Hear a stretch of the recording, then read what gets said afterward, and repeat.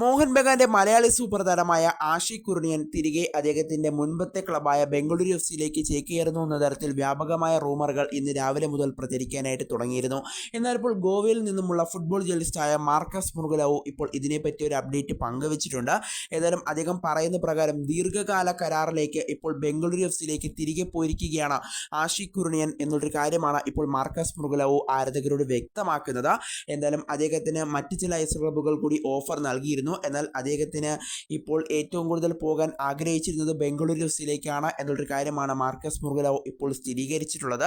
നിരവധി is L ക്ലബ്ബുകൾ അദ്ദേഹത്തിന് ഓഫർ നൽകിയിരുന്നു. എന്നാൽ അദ്ദേഹം ഇപ്പോൾ സ്വീകരിച്ചിരിക്കുന്നത് ബംഗളൂരുവിൻ്റെ ഓഫറാണെന്നാണ് ഇപ്പോൾ മാർക്കസ് മുർഗുലവു ഇപ്പോൾ അറിയിച്ചിട്ടുള്ളത്.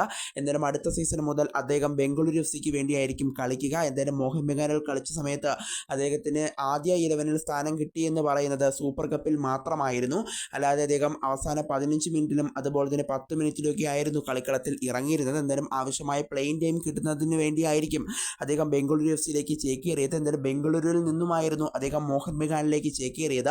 എന്തായാലും മോഹൻ ബഗാനിൽ നിന്നും അദ്ദേഹം വീണ്ടും ബംഗളൂരുവിലേക്ക് പോകുന്ന ഒരു കാഴ്ചയാണ് നമുക്ക് നിലവിൽ കാണാനായിട്ട് സാധിക്കുന്നത്. എന്തായാലും ബംഗളൂരുവിൽ മികച്ച പ്രകടനം തന്നെ ആഷിഖ് കുർണിയന് നടത്താൻ സാധിക്കട്ടെ എന്ന് തന്നെ നിലവിൽ നമുക്കിപ്പോൾ ആശംസിക്കാം. എന്തായാലും അടുത്ത സീസൺ മുതൽ ആഷിഖ് കുർണിയൻ മോഹൻ ബഗാന്റെ ജേഴ്സിയിൽ ഉണ്ടാവില്ല. പകരം അദ്ദേഹം ബംഗളൂരുവിൻ്റെ നീലക്കുപ്പായത്തിലായിരിക്കും പന്ത് തട്ടുക.